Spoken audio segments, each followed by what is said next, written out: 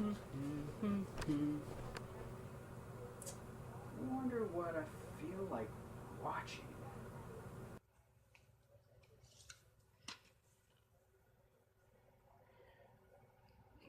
I like these movies. So many to choose from. What a great collection of guilty pleasure movies. I think I'll watch this one. Yeah, this one was good.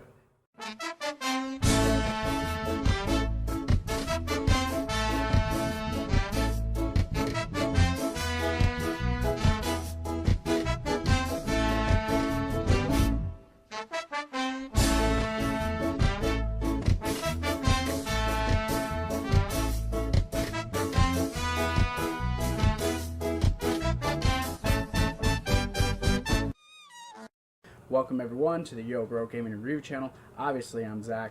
Obviously it's been a long time, but I'm back. More on that eventually.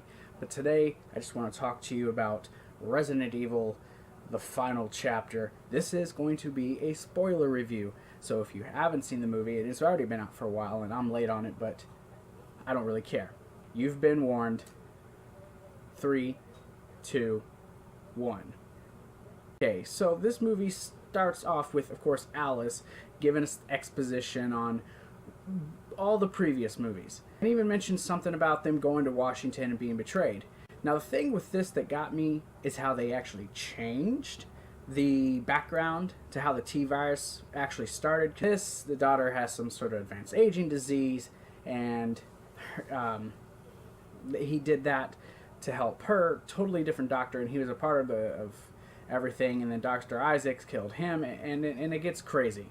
This movie has been taking a lot of hits from people on YouTube and other various sources. Rotten Tomatoes is giving it a bad review.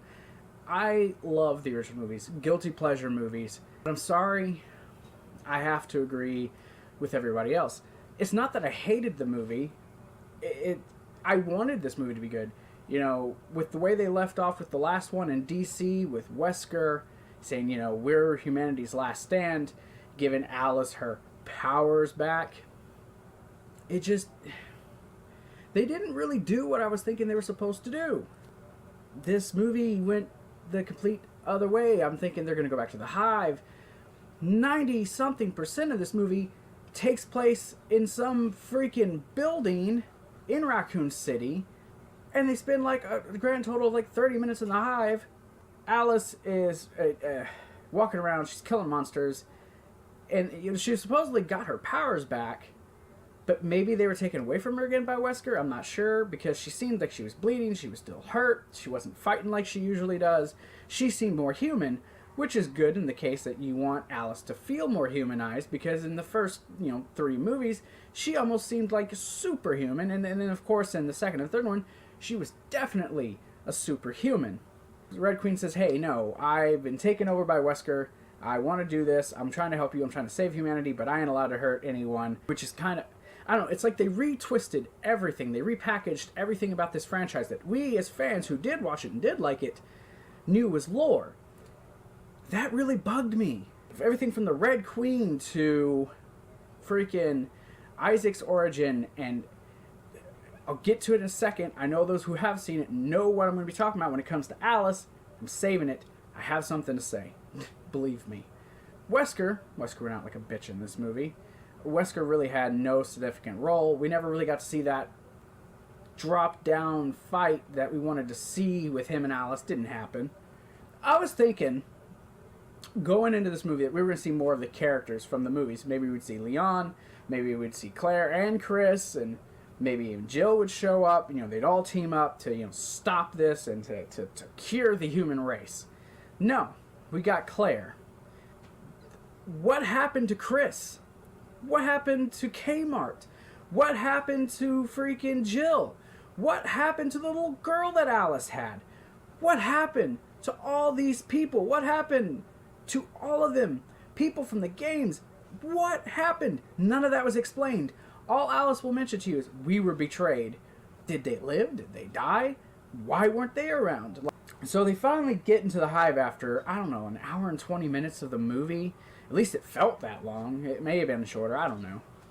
What would take them like 5 minutes in time in the movie would take like 15. So, you know, they get in there, they have 15 minutes. Someone dies. The chick from freaking Orange is the New Black, she's there. She dies. You know, it's confusion. And that takes like 3 minutes off the time, yet watching it, it's like 15.